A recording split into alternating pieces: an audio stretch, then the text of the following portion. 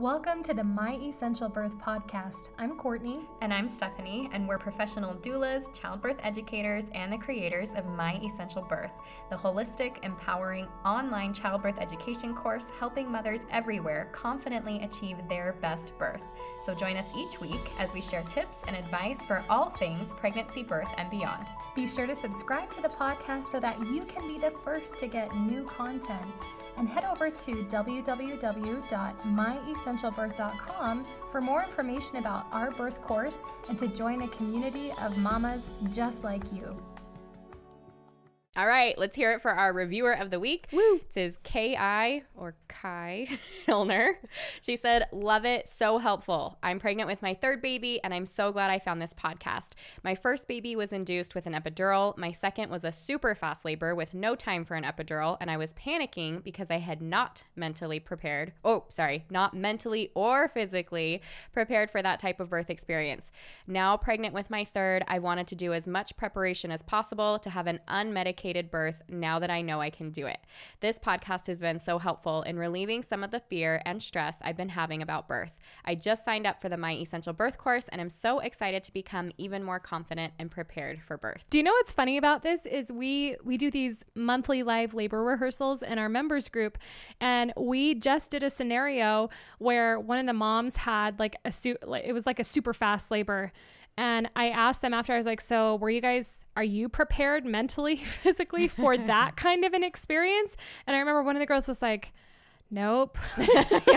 No, I'm not. Glad you said that. She's like, this gives me something to think about. So I love that you took both of your experiences and put them together into, okay, I'd like a little more information. Right? Yeah.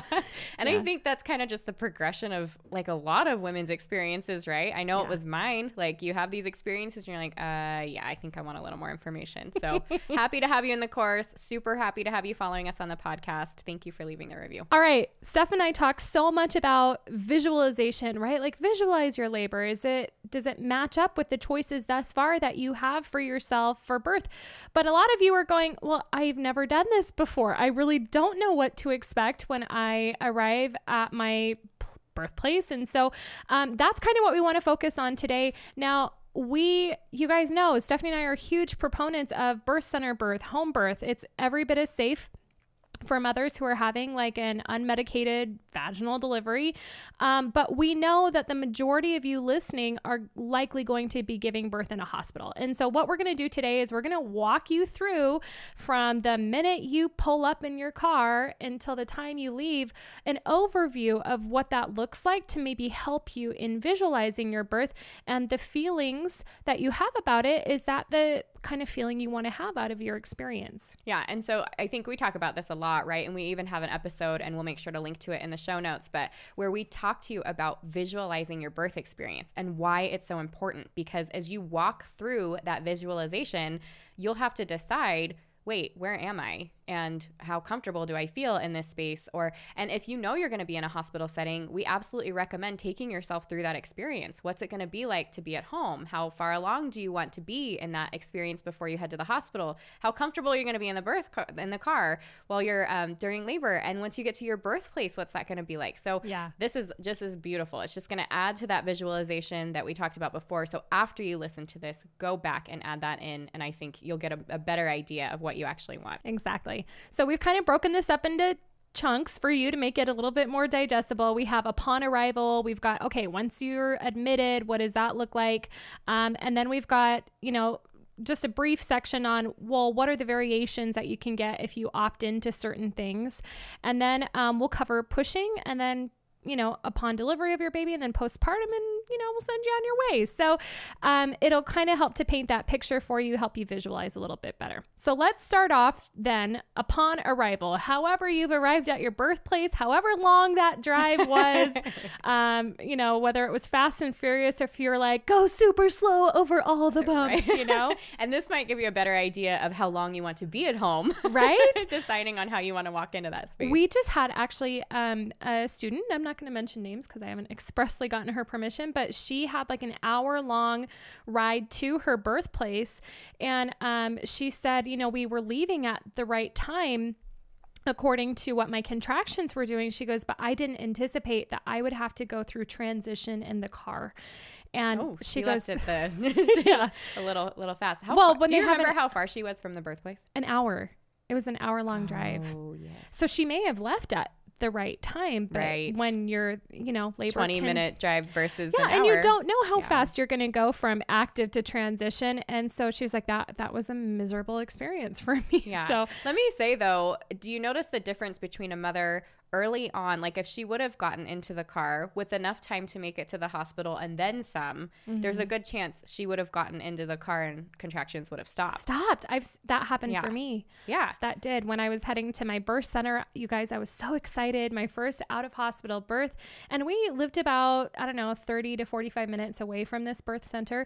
So when my contractions were, I knew I was in labor, but we left too soon. And I remember just kind of watching the timer in the car and telling Nate, I was like, these are like starting to spread out again. This hasn't happened to me before. So it took a little while to kind of get back into the groove once we got there. Yeah. Sorry. That was a side note. Tangent. Okay. All right. So upon arrival, you're either going to park, which I think is most common, right? You're going to park your car. And even if you're having to stop every 2 minutes or 3 minutes for contractions and to kind of work through them and then keep walking, most people park and walk into their birthplace and I'm so grateful for this. A lot of hospitals, if you arrive during certain hours, have valet. Right. And so you can just drop your car off. Now let's talk about if you're arriving like this woman did in our course where she got there and she was already past transition and like it was coming. He pulled like a Michael Scott, throw the keys. It's okay. I'm with the birth team. Exactly. And that's kind of what they did. And that's okay too. Just know that that's not uncommon. I mean, they put her into a wheelchair and like we're pushing her up. She delivered within 10 minutes. So. Yeah. Well, and I will say, earlier on in my doula career, and it wasn't totally my fault, but I was working with the mom and she was handling it so well. I was like, she can't be there yet. Even though I had some of those signs, she was eating in the shower in transition. She's like, I was just afraid I wasn't going to be able to eat because that's what you said. And I'm like, well, yeah, most women don't eat during transition. Like they were just animal crackers, but I'm like, she can't, what? But then she was like shivering and I'm like, you know what? Let's go to the hospital. And it was one of those things, like the dad parked the car. He like grabbed her out of it. I parked my car and then I ran upstairs, like her water popped shortly after, but like the car was just left there. And so I was actually the one to repark that, which they'll tell you, don't ever like park your clients' cars and it's a liability. And I'm like, what are you supposed to do? Anyways, so I ended up parking their car for them and it was the same thing. Like she had that baby pretty quick. So. Yeah. The other thing you can do is you could have your partner drop you off and kind of you head up and they go park your car. I don't typically encourage this just because I feel like if you're arriving at the right time, which is active labor, think you're needing some maybe support or a lot of focus. And I just don't like the idea of mom being on her own during that Although time. my husband and I did do this with our second and I was like, I don't want to walk because there were like stairs and like all the things. And I was in a good place. I was having really strong contractions, but I was like, but I will wait here for you in this lobby. I'm not going anywhere. And so he parked really quick and ran over. And but yes, I can. This is a good conversation though to have with your partner. What do you think you're going to be most comfortable doing? And it's not even what you think you're most comfortable with now. It'll kind of depend on the situation and how things are going when you arrive. But again, these are things to talk about. How do we want to do that? Well, what if things are going really quickly? How do we want to do that? And if you have labor support, this is something that a couple of times you have to realize if you've got all the support at home, but then you get into the car and typically the doula takes her own car and mom and dad are alone and then she doesn't have necessarily hands-on support. There's been a very few times where I've ended up in the car with a mom in the back seat, like counter pressure. We're on our way. Yeah. But most of the time you have to remember too that this person is probably not right around the corner and will be taking their own vehicle so that they can leave at their own time. So it's something to consider. Exactly. Okay, so you've gotten the car dropped off. You're up on Took us 10 minutes to get the car dropped off. Okay. Oh man, we're in for a long haul. We'll try to be a little quicker about these. So anyway, you get to the labor and delivery unit and often you go into triage. And this isn't always a private room. Sometimes it is, sometimes it's not. It just depends on what they have going on and how busy they are. And also how intense you look like you're in labor. Right.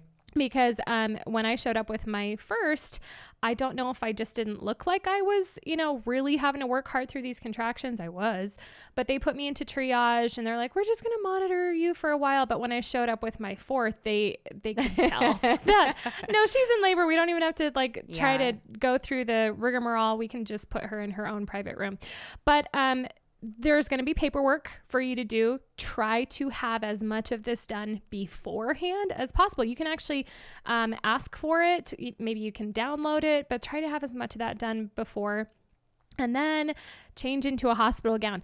This is standard. If you want something that's not standard, you're going to need to make sure you let people know. But typically that's what we see happen. Right. And then we've got the other things like peeing in a cup, or now there's the COVID test, which I think you can still say, I'm not going to take that. I don't want to take that.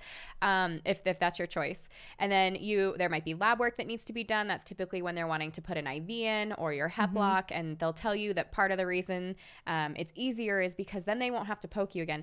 But if you are like, I will not mention her name, someone very close to me, that was the information she was given, and then she had to be poked again and again. Anyway, No. So it was like bad vein or whatever the case, or she had to be poked again. It was awful.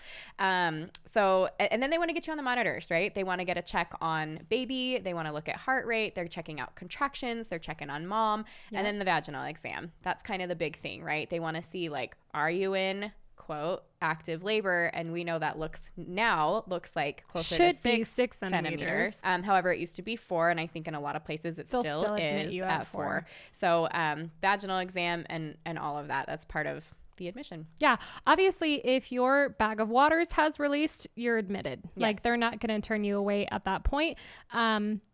Unless you voluntarily choose, hey, hopefully you're not even showing up if your water has broken and contractions aren't really doing. There's a time and a place. This is just what happens when we go to our birthplace. I want to say, well, actually, there are some times when that would be. That's information you can get in the course or on other episodes that we've done. Okay, so after your baseline strip, after a vaginal exam, they're going to evaluate all that information, and they're looking for a threshold of what your dilation's looking like, what your contractions are looking like. They may send you home. And this happens commonly. It's not uncommon for people to show up and they think, and they get there and maybe they're 2 centimeters dilated and contractions have maybe fizzled to 10 minutes apart. They're not very strong. And they'll go, I don't think we're ready to admit you yet. Yeah. And they'll give you some choices. You're welcome to, walk around outside. You guys can return home. They'll maybe pull your provider into helping make that decision, but it's kind of up to you what you do at that point. Don't feel embarrassed, I guess is what I'm trying to say. If you get there and they're like, yeah, not quite yet. Yeah. And feel free to also say, if they're like, well, let's keep an eye on you for another hour or two and you're having contractions, because they're going to want you hooked up the whole time. They're going to keep you in the small triage room with or without other people in there. You have the freedom to be able to say, I'm good. If we're not being admitted right now, I am going to go walk the halls, or we're going to go grab a bite to eat. Maybe don't tell them. Anyways, right. We're going to go take a walk. We're going to go outside, go to a park, whatever. Feel free to have that freedom to do that yourself. But you guys, so these things are standard. Everything we talked about, from the IV to being on the monitors to a vaginal exam, changing into a gown, peeing in a cup, all that stuff, that's standard. You have choices. You have options. You can choose to wear your own clothes. You can choose to decline vaginal exams. We hope you're starting to understand that you really kind of have a choice in most everything. Yeah, I will say for admission though, I think vaginal exam is something that they require on the way in. That's it's one of the things that they do very first to decide if you're in active labor, if they can admit you. But then I think from that point on, it's kind of depends though, because again, with my fourth, I showed up, I was very clearly in labor. They didn't have to do a vaginal exam to admit me. They could tell. But did they do a vaginal exam shortly after you were admitted? Yeah, I would say probably within 30 minutes, and maybe that's what that is then. I would say one vaginal exam on the way in is pretty common. Yeah. So, but from that point on, you want them out of there, stay out. All right, so let's move into admission. You're now admitted. Let's say you've arrived there at the right time. You're in active labor. You're now going to get checked into a labor and delivery room. I haven't really heard of any recent stories of these not being private. You're going to have your own room. Right. And so... Although if you're in Germany... Oh, do they not... You're birthing in a shared room? No, the actual, where you give birth, but where you're laboring, the labor, there was another person in there that had just had their baby, and I was just pissed. Oh, they just combine it all. I was like, why would you do this to me? I am not there yet. She's like cuddling with her baby, and I'm trying to be quiet, you know? Yeah. Okay. Well, I would love to know, if you live someplace different other than the United States, Canada, like, how is it done there? Yeah. Are you laboring with another person in the room? Are there common rooms? I think what they said when we like when you were filling out the paperwork and stuff, is you could pay an extra fee to make sure you had a private room. But they were like, but we're never very busy. And so we were like, we're not going to pay the like 800 euros or whatever it was at the time. We're like, it's fine. Yeah. We get there and it's like full. And I'm like, okay. Of course. That was a poor choice. What would they do though? What if you pay the extra room and it's full anyways? Kick somebody. I guess it's 3 to a room now. Go wait in the hallway. Money speaks. Just kidding. All right. So you may have more paperwork to do if they've read over parts of your birth plan. Like, for example, I declined the hepatitis B vaccine for my baby. That's something that they usually administer within an hour of birth. And so I had to sign some other documents acknowledging that I was declining some of those standard things for babies. So you may have a little bit more paperwork to do. If they haven't already started an IV and triage, they're definitely going to want to do one now. And then from there, they may have collected a baseline strip in triage, but we're likely going to see that their standard is about 20 minutes of monitoring per hour, monitoring baby's heart rate, monitoring contractions. You've got the beeping, you've got the lights. We've talked about how you can turn those things down. And then you can move around the room. Certainly, you're attached to your IV pole or your monitors unless they have wireless stuff or you've opted for a hep lock. Pre-COVID, you could walk the halls of the hospital. Right. I don't think that's a thing anymore. Not right now. Yeah, maybe here shortly. Wouldn't that be nice? Yay. Sometime this year. And then along with that, like, you typically can't leave the hospital grounds once you're admitted, like ward of the hospital, right? You're done. There's no leaving. No, just kidding. Unless, once you got your baby, then you get to go. So you can't leave the hospital grounds, and then the nurse isn't there unless it's to like fix the electronic fetal monitoring or to check in once every hour. It's pretty rare that they're sitting with you, especially during early labor. Yeah. You have to remember that they've got several people that they're working with throughout the time, and they're all at different stages. So you just came in, maybe you're at your 4 centimeters and you've got a ways to go. They probably have other mothers in different places and with different needs. So they're checking on a decent amount of people. The other thing that comes along with that is the routine vaginal exams. So maybe not every hour, but every couple hours, they're going to want to see, have we had any quote unquote progress in the way of dilation? Yep. You can absolutely tell them you do not want a vaginal exam. They cannot do it if you say no, thank you. It's your vagina. Yes. You get to control what goes in there. Then you might be curious. It's totally fine to have them. Yeah. You absolutely can have them, but you don't have to. And we always say too, like, if your bag of waters is not intact. In other words, if it's broken, that you might not want to have them. You might want to avoid them in an effort to keep bacteria out of there and not have to worry about infection. Also, they're uncomfortable. Let's be real about that. So all the reasons, you get to decide whether you want. I think you just need to also assess, am I in the mental space where if they came back and they said, yep, you're the same as you were 2 hours ago, am I going to be mentally strong enough to go, that's normal, not worried about it, not phased, I'm going to keep doing my thing. I know with my first, seriously, you guys, I was in hard labor when I got there, but they checked me and I was like 2 or 3 centimeters dilated, which is what I had been at one of my doctor's visits the week before. Oh, goodness. I was discouraged, but I knew that could be normal. And I think I've told you guys this before, but they're like, yeah, how about you walk the halls? And within 20 minutes, my water had broken and I was 8. Yeah. So I'm just saying, like, oftentimes. Do you wish they wouldn't have checked? Or do you think the check had any bearing on you going so quickly afterwards? I don't think so. I think my body was going to do its thing regardless, but I was discouraged a little bit when I heard that, even though I knew that it was normal. I did like having the occasional vaginal exam, and it's okay if you're like, I like the news. I like to know where I'm at. I'm just saying, if you're not prepared for it not being great news, or what looks like great news. Right. Exactly. Yeah. I've had some people where they were like, they checked me and I was the same dilation. I was so discouraged that I just kind of went like, forget it. I don't want to my birth plans, just give me the epidural. And they're like, and I kind of regret not waiting a little bit longer. Right. So anyway, I'm just saying be mentally prepared for either way, but it's okay if you want them. And know that they're routine and that you can say yes or no. Yep, exactly. The other thing that we see is that your provider, especially if you have an OB, may or may not come in to check on you at all until you have your baby. So oftentimes we see with providers, unless they're there for somebody else or making rounds for some other reason, it's likely they're in their office or away in some way. And the truth is you don't see them until it's time to push. So you start to hear, oh, you're at a 9 or we're getting really close. You'll hear them call the doctor, let them know. That's when things get exciting. Sure, your doctor comes in, he's all dressed up and ready to go. There's 10 people in the room and we've got carts everywhere and we're talking about baby. But the truth is you might not see them that entire time until the very end. Exactly. Of course, we've talked about this before. They're not going to want you to have or let you have food or drinks, only ice chips, occasionally flavored ice chips. Germany. They let you eat or drink? Oh, he was like, you better eat. I love that. Yeah, this is a marathon. So Michael and I, we actually brought like tons of food, of which I did not eat a lot. But I had like bell peppers and Gatorade. And I had a friend that like brought actual food. Anyway, so it was, I was totally able to eat. Was Michael happy? Did he eat any of the food? Yeah. Okay. Of course. So might be a good idea for your partner.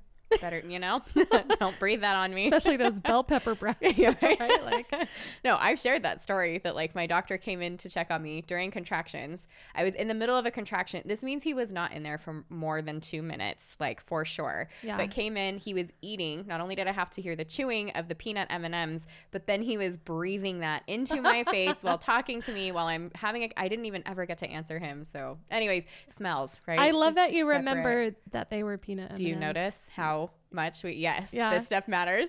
Well, you're sensitive already during pregnancy, and your sense of smell is especially more sensitive during birth. Labor, just right, like everything. That's why I love essential oils. You guys know that, but that's why I'm like, I know you love that, but don't like go crazy with it during birth because you might not. You might like it 1 minute and hate it the next. For real. Yep.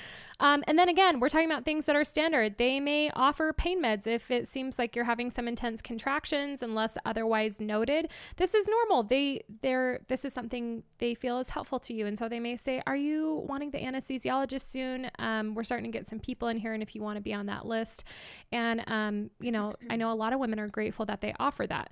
So you guys, these things are all standard, but you have options, right? You can present your birth plan with your preferences for each stage of birth and even after. The IV, you have options. The monitoring, you have options. Freedom of movement, freedom of equipment, showers, birthing balls, that kind of thing. And then anything else that you've already discussed with your provider, whether or not you're going to be eating and drinking.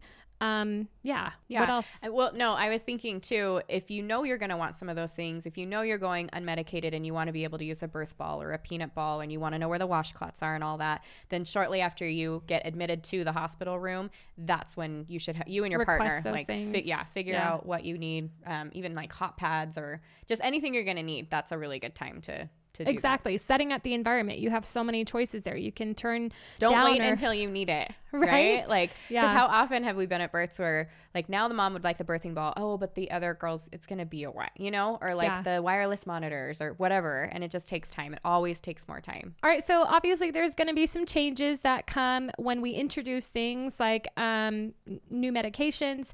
And so if you've had an epidural, we've talked about this before, you're going to be permanently hooked up to the fetal monitoring. You're going to be in bed, likely reclined. You'll be catheterized. You've got on the blood pressure cuff, and they're monitoring your oxygen. So you've got all those things. This is standard, but you have options. Yes, even when you're choosing to utilize some of these things, you can choose how often you're hitting that button on your epidural catheter little thing towards the end. You can still choose some different positions even with an epidural. So you've got options. Right. And we do recommend making sure that you know everything that comes into play when you choose those things. That way you can do some, like maybe you didn't know if you had an epidural that you can ask them to switch you from side to side. If they don't do that normally, you absolutely need to be moving your body even when you have an epidural. So yes, you just need to have the information so that you can utilize it in a way that's useful for you. Exactly. So then we move into pushing, right? We're getting excited. This is the part where we're going to meet our baby. And we kind of talked about it before. If you haven't seen your provider yet, this is when you see them now. They're bringing in all the trays. The nurses are coming, birth assistants, stuff for the baby, and people for the baby to make sure that when baby's born, everything's there for all the necessities and any emergencies. So if you are a 10, right? Or in other words, you are complete, you're ready to push this baby out, that's when they call the doctor in. If not, he's going to be probably the last person that you see. However, they'll still get everything set up. And this is really exciting, right? Like you've talked about this it's with encouraging. your birth. Yeah. Share that again. I know you've shared it before, but I was in the throes of transition, and you're starting to go, I can't do this anymore. Like, I don't want to do this anymore. This is going to last forever. That my husband laughs about that now, but I kept saying like, this is going to last forever. And he kind of, in such a sweet moment, he got my attention, hands on me, looks me in the eyes. He goes, Court, they're bringing in the delivery tray. They're setting everything up. This isn't going to last forever. You are almost done. And my spirit, my heart, they took courage. And I was like, I am. Like, I don't know. When I was in my Lala birthing land, I hadn't noticed all those people coming in, the nurses for the baby.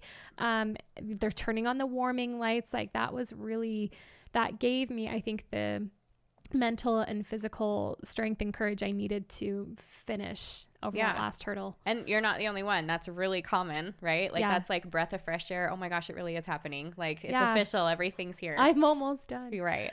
And so the most common thing that we see is with a mom semi-reclined on her back, right? And dad helping to lift her up during a contraction for pushing so that she can be kind of in a curled position over her belly and giving a good push. Oftentimes dad's holding one leg, mom's holding the other.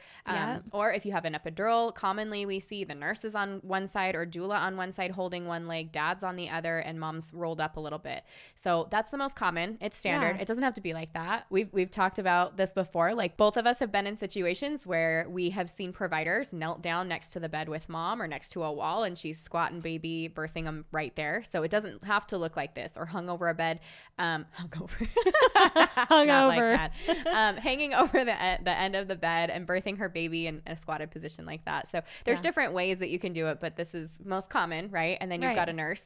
Okay, ready? Take a deep breath. One, two, three. And you're like, shut up. No, maybe that's not what you're thinking. Maybe you're like, oh, thank goodness somebody's helping me. But anyways, that's the time too. We tell dads, like, lean in and let her know, you can listen to your body, take a deep breath, push how you want to push. So and then it could be standard depending on your provider, your place of birth, to have a routine episiotomy.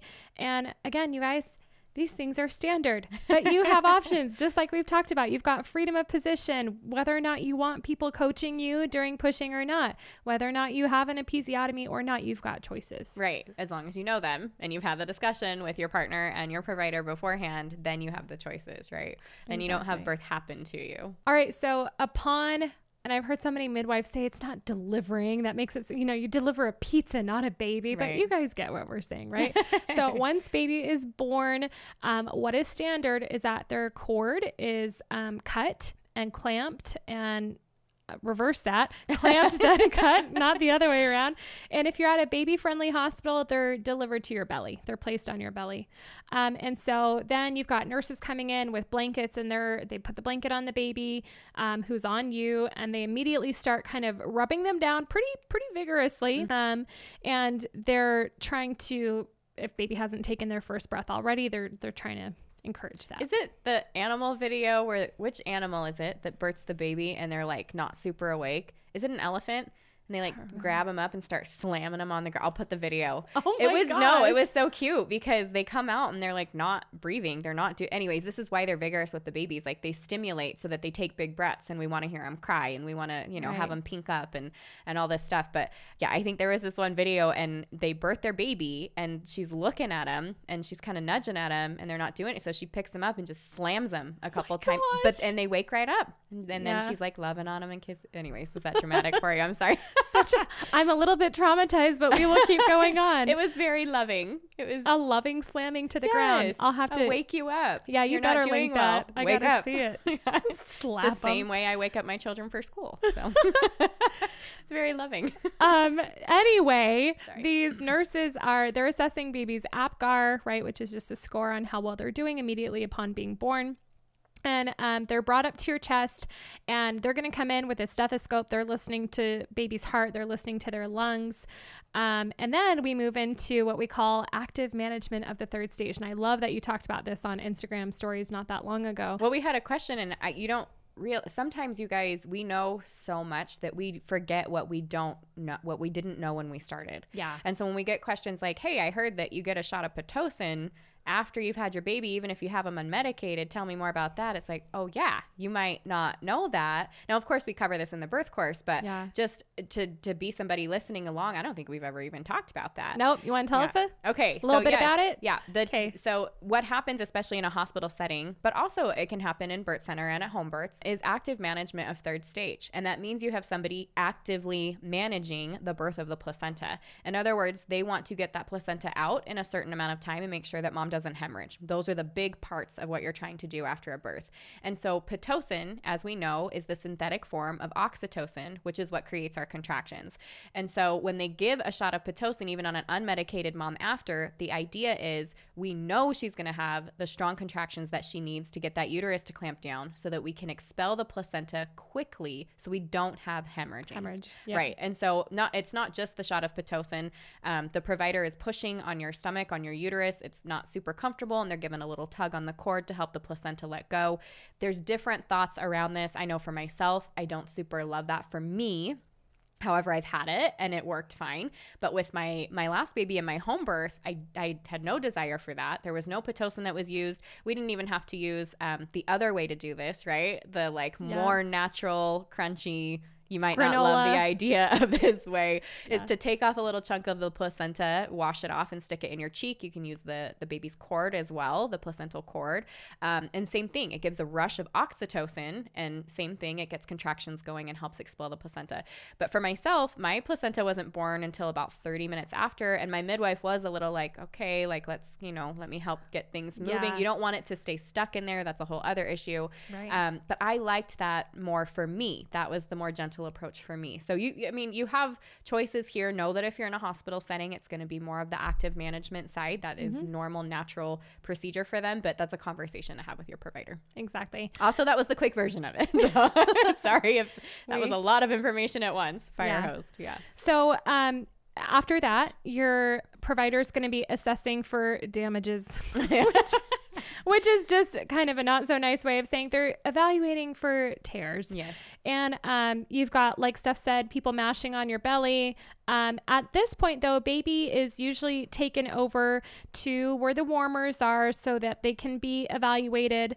They've got little heart monitors on them. They're going to be weighed, diapered, swaddled, shots, eye ointment. I think they're testing babies for COVID too. I think if mom approves that, and it probably depends on the hospital and provider, so I can't blanket statement it's going to be, the standard is going to be different, and the procedure is going to be different where you go.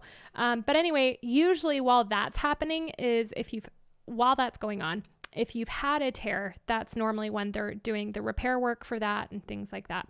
But once you're stitched up, cleaned up, baby's brought back to you, this is a great time to breastfeed if you haven't already done that. And the nurse will, if you haven't had an epidural, you've had an unmedicated birth, they're going to need you to get up and pee before letting you leave labor and delivery. And if you have had an epidural, you're still catheterized. And so they don't need to worry about that. It'll take a little while. You guys, this is the standard, but you have options. You have options in the newborn procedures, what and when things happen to your baby. You have choices in how long that they stay on your chest and that initial breastfeeding happens. You have choices in cord clamping. You have choices, like Steph pointed out, whether you do the active management versus a more natural delivery of the placenta or a hybrid, somewhere in between. You even have choices in kind of how much they're wiping down your baby. I swear there's like some nurses who are determined to get every bit of vernix off that baby. Yeah. But if they're already crying and breathing and doing okay, like you have choices over that. You can have it be a little bit more gentle. All right, so let's talk about the postpartum. Okay, this is after baby is delivered or born and after that placenta comes out. This is the postpartum. So you're wheeled up to the postpartum recovery room. That means you're done with labor and delivery room. Everything's been cleaned up. You've probably had a chance to nurse, and now you head up to not labor and delivery. What is it called? Recovery. Maternity right? floor. Maternal. Yeah. Sometimes it's the same. I do know some places where it's all the same room, but I feel like the most common experience is that it's somewhere else. You move on. Yep. Go on. You've progressed in your journey. Yeah. This room may or may not be private. This is more common that you would see a shared experience here. So don't be afraid of that, and just know, I mean, that's another reason to like, let's do what we need to do and head out of here and get back home and have our experience by ourselves. New nurses are assigned, one for you and one for baby. They never seem to come at the same time. So it's just another part of the postpartum or being in a hospital, and just everybody's on their own schedule, right? The IV stays in ridiculously long, even if it wasn't used during birth. Like they are drives me crazy. Yeah. And I think it's just that concern of like, but what if? Yeah. If you have that's why you have it in the first place. But what if? Right. Like I know, but for mine, it just started to get kind of painful because there was nothing going through there. So it became very irritating. When I would hold my baby to nurse them, it just would kind of, I don't know. I didn't love it. So, anyway, let's move on. Can you tell I wrote this outline because I'm starting to get very frustrated about the IV stays in a ridiculously long time. Sorry, let's keep going. But there's lots of people moving in and out of that space. They're bringing you food. They're checking your insurance. They're getting birth certificate stuff done. They're cleaning, baby nurse, your nurse, the OB or midwife to check on you, the on-call pediatrician or your baby's pediatrician to come check on them. It's a lot of movement. Typically, I think it's most common now to have baby rooming in with mom. And more often than not, your partner gets to stay overnight if you want them to. Yeah. And then you have the stuff for baby. So they typically do a hearing test on baby. They'll get their bath. And then if you've had a vaginal delivery, it's at least 24 hours before you can head home. If you've had a cesarean birth, they like to see 72 plus. And then discharge takes forever. Why? I don't know. It's so frustrating because they'll tell you the night before, so you should be discharged at 10 a.m. tomorrow. And then they'll tell you at 8 a.m. when that shift we're actually running a little behind. It might be 2 o'clock. And anyways, I don't know what they're doing, but it takes a long time.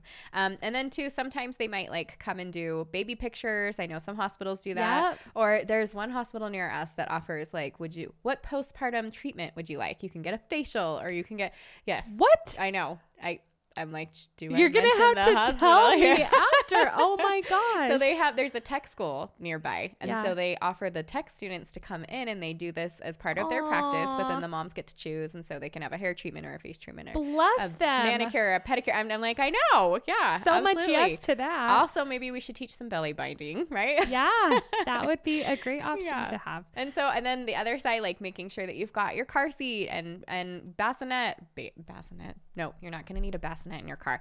Okay, the car seat and the base in the car. And then if you're deciding if you're going to be wheeled out or if you walk out, and sometimes they don't even allow you to pick, you have to be wheeled out. So. I was going to say, I know for most hospitals, they have to visually see and make sure the car seat's in the car and you have to be wheeled out. Right. So yeah, depends. Yep. So you guys, these things are standard for postpartum in a hospital delivery, but you have options. You have options with, if your baby is going to be bathed at the hospital or who and when that happens. I know we talk about in the course, I'm not sure if we've covered, there's some concerns about doing it too soon. You have options in whether or not your baby goes without you somewhere, maybe for that newborn hearing screening, or if somebody's always with them. Oh, that's the other thing. They can be brought to the nursery. Yes. Forgot about that. Like a lot of them are standard. Like, okay, you've had your baby and now they're going to go to the nursery. Like you can't sleep with them in your room. So, Yeah.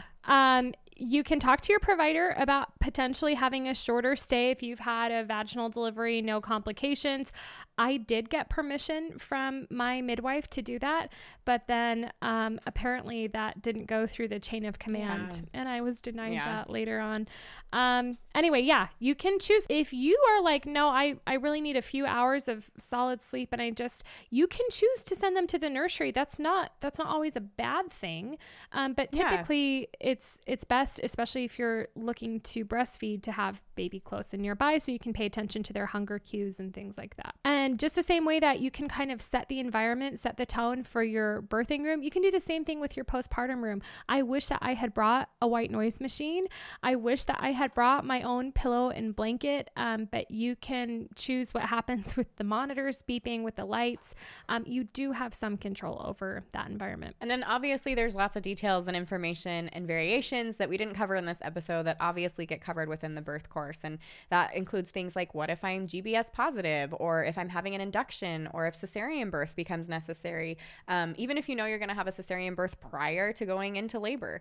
What if there's some mom curveballs, like labor progression is awkward and the pattern is awkward? There's all kinds of things that can happen that we obviously didn't have time to cover here. Yeah. What if you get thrown some curveballs for baby, right? That could be during the birth itself, or it could be after they're born too. What about a fast birth like we talked about, or a slow birth? Or what if you have a super helpful hands-on nurse? That's great. But what if you have a kind of an unsupportive nurse? There's all these variations, is what we're trying to say, to the standard hospital type experience that you might have, that you're going to want to be prepared for. And we can't have a 3-hour podcast episode. And so just know that if you're looking for more information, although you might love it. Yeah, you could. Steph in court for 3 hours. So if you want to hear us for 3 hours, podcast style, join us in the course. There you go. Anyway, I don't even think we take 3 hours to explain all that. But don't. The point is, if you want the information in a succinct, easy to follow way, we cut the fluff, we tell you what you need to know. You want to know what those options are, come join us in the course. We'd love to have you.